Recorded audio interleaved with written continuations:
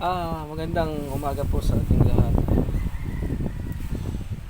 Meron lang po sana akong nais ipaabot o makarating sa pamunuan ng PTEX. Dahil daw po sa ginagawa nilang panghuhuli sa loob ng PITX. Yung mga driver po doon, kawawa naman po. Katulad ko rin po, isa po bus driver po sa PTEX Ternate. Nais po namin makaabot ito sa inyo, i-share nyo po. O para po sa mga basher dyan, mga nambabash na naman dyan, inuunahan ko na kayo. Huwag na ho kayong mambash kung wala po kayong alam.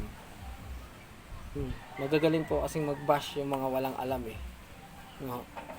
Sa panguhuli po doon sa PITX, yung mga kwan kahapon na nangyari, araw-araw po na nangyayari sa PITX na kapag punong-puno na po yung kanilang parkingang area, kasi may binigay pong parking area na punong-puno na po, halos hindi na makapasok yung mga bus doon sa loob ng garahe o ng parking area ng mga bus. Ito naman po mga MMDA na nasa labas, kahit nakapila po yung mga bus doon sa papasok ng garahe ng PITX na nakakuan nga sa mga bus company, tinitikitan pa rin po nila kahit hindi na nga ho makapasok. Ang katwiran po daw ng mga MMDA na nanguhuli, kasalanan daw po ng PITX yan, hindi raw po nila kasalanan. So ngayon po, ang nangyayari po niyan, yung ibang mga bus, bukod po sa panatag ka po nga po ang loob ng mga bus driver na makapasok na lang dun sa kahit sa may entrance lang po. So pinapayagan nga po naman nila na magkaroon po na doon makapila. Pero po, may sinabi rin po sila na dalawa sa isang bus company lang po ang kailangan na bukod po, hindi po yun mangyayari kasi sa dami po ng mga bus doon ng kumpanya ng mga bus company doon na kaninong bus dyan, ang ginagawa po nila tinataboy po, tapos pagka po nakakulitan sila, naninikit sila. Ang kwan po namin doon, sana po ito'y makarating sa pamunuan ng PITX. I-share po natin to para po makarating sa pamunuan po ng PITX na mali po ang kanilang pagtitiket na ginagawa po, na ini-issue paninikit. Sapagkat intindihin naman po sana nila yung mga bus driver na madaling araw pa lang nasa karsada na. Hindi naman po kayang akupahin ng buong ng PITX ang lahat ng bus na pumapasok sa PITX. Kaya ang mga driver po doon ay nagbabakasakali na lang na makaparada doon sa gilid sa may entrance po ng PITX. Pero ang ginagawa po nila, kahit puno na po doon sa hinuhuli po nila, pinagtititikitan nila yung mga bus driver po doon. Hindi po ba nila alam na kailangan din po ng mga driver na konting pahinga o makaidlip man lamang para sa kaligtasan din po ng ating mga pasahero yan. At isa pa po, ang katwiran po nila kinausap na daw po kami. Opo, nandun na po, kinausap na nga po kami diyan sa mga ganyang bagay. Pero ang nangyayari po kasi, yung mga ganun pong pangyayari hindi po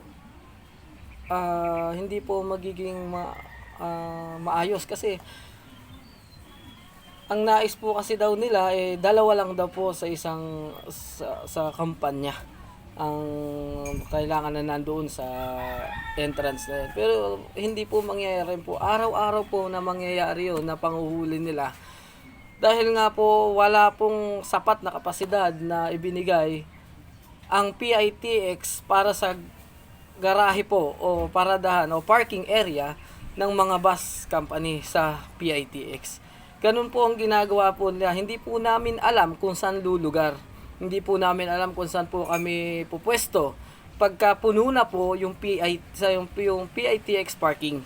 Doon po sa iwahig na tinasawa po ng mga driver o mga empleyado po ng company, ng mga bus company. Kung pa-parking po kami sa labas, ang isama pa nga po kahapon, may nahuli nga rin po ako dahil sa na PITX na kahit anong pakiusap po namin, kahit ano pong paliwanag po namin na wala po talagang maparkingan dahil di na rin po makapasok do sa parking area dahil punong-puno na nga po. Patuloy pa rin po yung paninikit nila sa amin.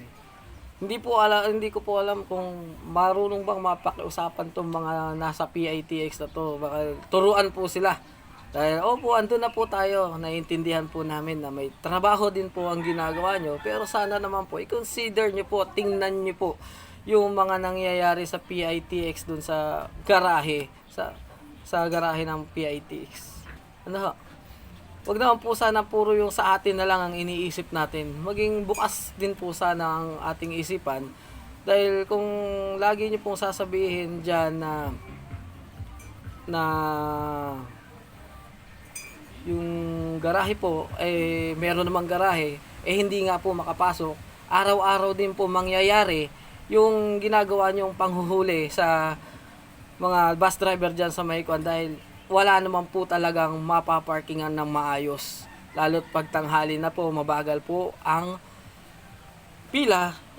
Ganyan po talaga ang mangyayari. Araw-araw po, magiging makalit pa po sa tingin ninyo ang mga bus driver po dyan. Sana naman po maunawaan nyo na hindi naman po kami mga bus driver makukulit lahat.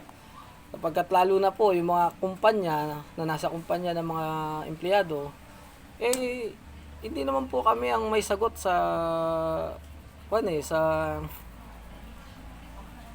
entrance fee na binibigay namin. Kumpanya naman po. Kaya wala po kaming dahilan para hindi pumasok doon sa binigay nyong parking area. Pero po, kaya nandun po kami sa labas at hindi kami dahil po puno na nga po ang garahe po ng PITX.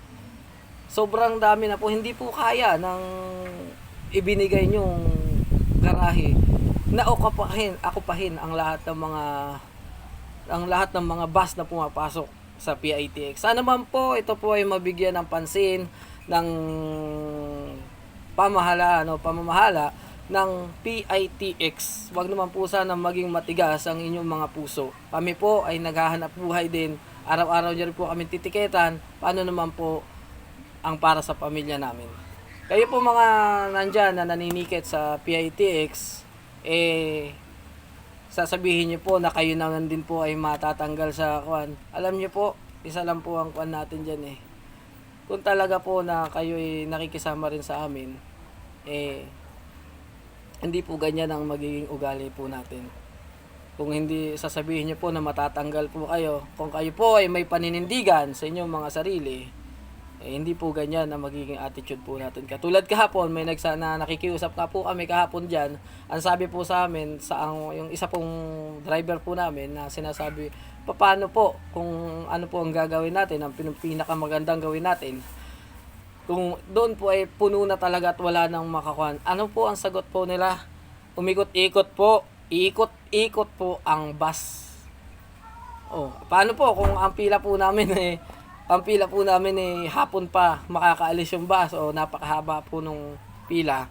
Di maghapon din po kami na iikot-ikot.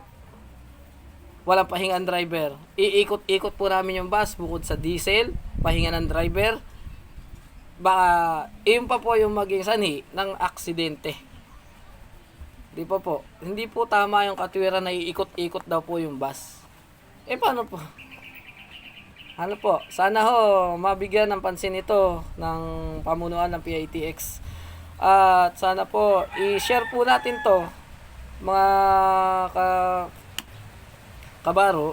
I-share po natin to. Ito po mga kwan natin na to. Ito pong ating hinanaing na makarating po sa PITX na sana naman po ay hindi naman po tayo laging tinitiketan dyan kung puno na po ang garahe ng PITX. Biro mo po pupunta po kami doon sa garahe ng PITX, di po kami makapasok sunod-sunod po kami dyan. Ang mangyayari po, ito naman po mga MMDA na nakaspasok po dyan, naka-area po dyan sa, titiketan din po nila. Nakikita na nga po nila na hindi po makapasok yung mga bus.